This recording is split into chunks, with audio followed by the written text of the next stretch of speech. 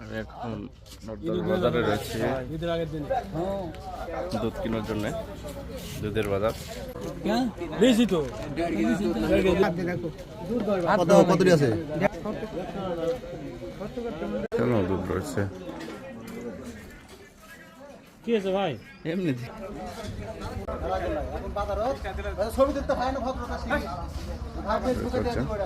দুধের বাজার বলেন 50, 55, 60।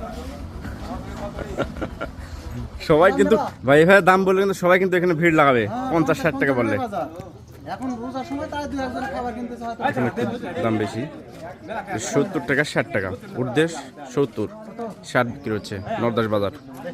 অনেক সুন্দর সুন্দর দুধ, ভালো দুধ ভাই, একদম ফ্রিজের আছে, সব মিশালা।